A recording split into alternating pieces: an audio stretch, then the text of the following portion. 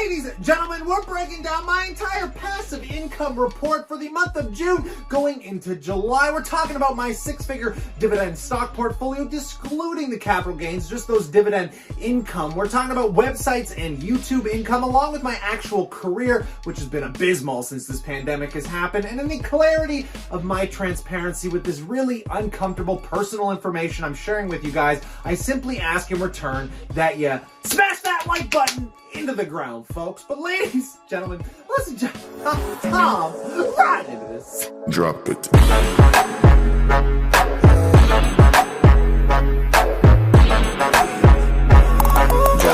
Welcome back, my passive income investors alike. And to kick all of this off, as usual, we might as well start with the entire month overview. And currently I am operating for the month of June on a negative $1,624 loss, which you'll understand as we continue to move forward. But to start with the dividends coming out of my six-figure stock portfolio for the month, it wasn't as good as last month, and it's certainly not going to be as good as next month, because obviously most of the stocks that I own pay quarterly dividends. But nonetheless, we got Microsoft that kicked me out 26 USDs this month. We've, of course, got my Johnson & Johnson. I just talked about that in yesterday's video. I truly believe Johnson & Johnson's on a great discount right now, but we're taking a look at $62 worth of income. And when I say discount, I mean trading at fair value compared to the top peer companies that sit in that S&P index. You know what I'm saying? You know what I'm saying, right? But nonetheless, we got, what else we got here, guys? We got Southern Company kicking out $55, another one that I really want to pick up some more shares in. And of course, we got Wells Fargo, which, by the way, just started to cut its dividend, not get rid of it, just cut it down, because obviously the Federal Reserve had to step in and mandate some new rules on doing share buybacks and dividend increases. And Wells Fargo, being one of the highest dividend paying banks out there right now, is going to have to kick the bucket a little bit, which I think makes sense. I own some shares in Wells Fargo, obviously here, but not a whole lot, and I'm still thinking about selling them, but not for the fact that they cut their dividend. It has nothing to do with that. But moving into the Canadian side of the portfolio here, guys, Northland Power, my favorite monthly paying dividend stock. In fact, what I truly believe is the greatest monthly paying dividend stock, kicking me out $50 as per usual. And then finally, my RioCan has been scaling up very nicely, considering at the start of the year we went from a $27 dividend all the way down to a $74, and actually going into next month is going to be the highest amount I'm going to get. And I honestly think we're starting to get almost $200 a month. If you couldn't tell, I bought a lot of RioCan this month. But other than that, guys, the biggest changes to the portfolio by far is I picked up a lot more MindMed this month. It was one of the few buys that I did at 1,865 shares. I'm not done buying it. I told you guys I wouldn't mind picking up almost about 3,000 shares of this sucker. So I'm going to consider picking more up next month. But other than that, the total allotted dividend income for the month, I think actually converting the US to CAD is around $333 or $340. Nothing crazy exciting here, guys. But trust me, going into next month, it's just going to gradually increase, I think, to like 700 or 800, because that's when we're getting all of these quarterly payments coming back in. But now let's move into the actual, passive income, the working income from the websites and the YouTube. And this is where things get a lot more interesting. So let's scale this over so you guys can see this nice and clear. Starting with the working income, as per usual, guys, I am not out there really hustling. If you're new to the channel, I am a full-time magician, or used to be a full-time magician and entertainer. And since this entire cataclysmic event happened, obviously I have been fighting for work here on YouTube and with Shopify. But nonetheless, guys, doesn't look like I have any income coming in for the month of June here. Now, going into next month, as I told you, I should be on the travel channel in the US. I have a TV show I managed to get onto that's going to air on Amazon as well, and I think it's called Magic Caught on Camera. They should be paying me out a really healthy paycheck, I'm going to presume, going into next month. But at least we're going to have a nice TV show check coming in that I'm very comfortable is going to be coming through that door soon. But still, guys, taking a look at the Shopify after expenses, okay? This is my Shopify income. As many of you have been interested in all the websites we're running, like the chartmaster.com. We now have the passiveincomeeducator.com, and we're messing around with the complete CBD relief website that I only recently launched as somewhat of a joke. But nonetheless, I managed to bring in 727 Canadian dollars Taking a look at the YouTube income, this is where things get a lot more interesting because I love making these YouTube videos. I would love to turn this into a full-time career. So if you can help me out, a guy that's lost his job in a pandemic here, just hit that sub button and, tune in once in a while, guys. I got a lot to talk about. I hope you're finding value in this. But nonetheless, YouTube finally paid me the biggest check I've ever gotten of $487. My end game with this, just like the websites, is to make an even $500 a month. So between my passive income sources for this month, if we're just talking about YouTube, Shopify, and of course my dividend stock portfolio, I'm bringing in about $1,500 Canadian, which is the sweet spot. That is like my end game here. If that's my baseline, I'm hoping it's only up from here, folks. So considering my YouTube started paying me at the beginning of the year $169, we have grown substantially, and it's all thanks to you guys. So I really appreciate you sticking around. Now, finally, where things get really interesting is the government benefits, the CERB, the Canadian Emergency Response Benefit Plan,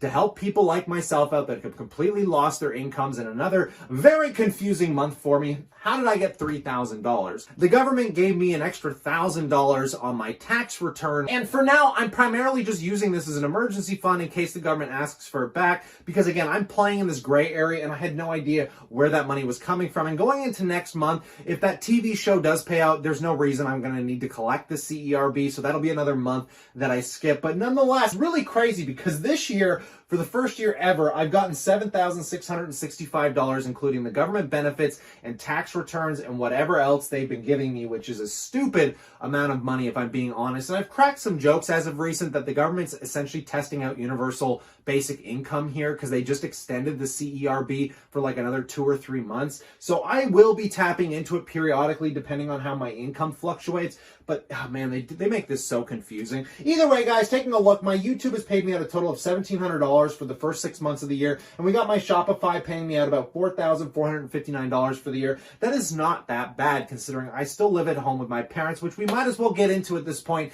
the expenses for the month of June. Taking a look here, folks, I have had to increase my phone bill because I've been using it to stream for you folks. We can see I paid $73 for the month of June, but you have to keep in mind that the payments don't come into the following month. So this payment was actually for the month of April. We can see my internet hasn't changed, but going into next month, I told you guys I complained 9 ways to hell because my internet sucks and they're knocking the bill down $20, making up for the extra payments I'm making on my phone bill. So that's going to fluctuate around a little bit. Still waiting for the Starlink from Elon Musk to become available this year. I've been keeping my eyes open. I signed up to the website. I'm trying to become an affiliate. I sent them an email and everything, and I am so bloody excited for half-decent internet. But for the time being, I have to hold on to this junky rural internet for as long as I'm still living out in the woods here, folks. Nonetheless, auto insurance. This is one that I haven't had the guts to call. I should call them because my parents got a rebate off their auto insurance, but I've kind of just left it. I think if I wasn't so lazy and an idiot, I should pick up the phone maybe tomorrow and see if they'll deduct a little bit off the insurance. But taking a look, auto repairs has been null. I need to get an oil change. I've been slacking on that as well. But I actually bought some gas this month. This is the first month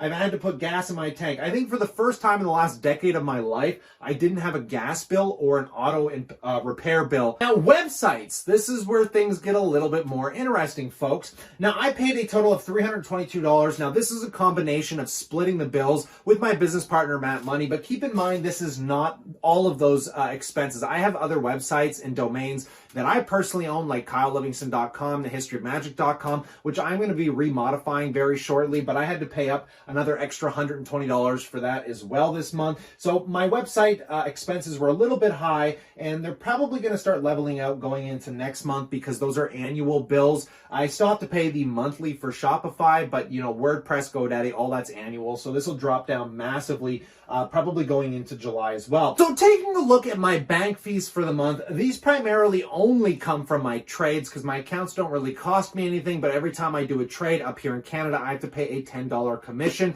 But that's why I try and only do minimum of $500 to $1,000 trades, and I try and make sure I don't do any more than 5 a month, which we can see here I slightly crossed over. I did 6 trades a month, equaling about $67 because 2 of them were in USDs, and those USDs I had to pay a bit of a premium for, but nonetheless, for what I was able to pick up, I'm really not complaining about it because some of that also include the line of credit that I put in the market, which we're about to take a look at. Now, you are aware I live at home with my parents. I don't have a lot of food or living expenses because my parents have been helping me out so graciously, and we can see that those expenses are completely null. But even with this month still, I have been buying snacks and food, and like I said, like last month, I got kind of lazy and I keep including it into the enjoyment aspect. So I should, like I said, I really need to sit down and start pulling out the exact numbers because it'll make more sense when I have to do my accounting. But nonetheless, we got enjoyment, guys. I spent $271 on just God knows what, snacks, food, going out, maybe some of the vape stuff, which I'm quitting this month, by the way. I'm completely cutting off the vape, threw it in the garbage already. Don't want to think about it anymore. Need to keep saving money because my income and expenses, guys, aren't at a good ratio right now. And the fact is, while I live at home, I need to be dedicating all the money I can to the stock portfolio or other income sources, because sooner or later the CERB is going to run out and I'm going to be on my own, folks. So nonetheless, got to take it easy there. Now, I did have some other and work expenses. This basically includes like any donations I've done on YouTube, because sometimes I'll randomly donate $1 to somebody like Captain Ryan or just whoever I'm watching, just to be nice, to be cool. I also had to pick up some other materials that were just random for around the house, which equaled about $88. Now, the most interesting part of all of this, which is I'm sure where most of your attention lies, I have about $30,000 in a line of credit. I made a whole video this week I highly suggest you watch, because I break down how I took $5K off my line of credit at 4.9% and I put it into RioCan that is paying about 9.6, 9.8%. Ideally for this swing trade, I would like to hold on to this credit for as long as possible, because essentially if I can even take it into the next year with me, I can kind of work on an operating loss rather than, having to pay tax on an income. There are tax benefits that come to utilizing credit in the correct ways. It's like owning a house and paying down your mortgage. You get tax benefits, right? So that is another primary reason that I love using it. And as I told you guys, right now it just makes sense for me to leave my money, the money I have to back up this credit, in a high interest savings account paying me 1.5% to 2%, while I leverage the bank's money out at 4.9%. I'm not trying to justify it to you guys. I've talked about this in the past. I tried to do this once already, and the stock that I bought rallied way too fast, and then RioCan finally came back down to earth where it makes sense to leverage 5K off the credit again. Now, this is just personally for my risk tolerance level, and I don't care what you guys think about it. It's just what I'm doing. So, I mean, if you want to watch me in my RioCan trade, just consider subscribing, because I'll be updating you guys on it. If the stock implodes, you'll watch me lose $5,000, but I don't feel like I'm gambling as much as people seem to think I am. In light of my transparency in these really turmoil times, I would love to know what you guys think about my income versus expenses, including my dividends, my Shopify, my YouTube. How do you relate to all of this? Let me know in that comment section below. But as always, stay cool, stay awesome, and I look forward to chatting to you tomorrow.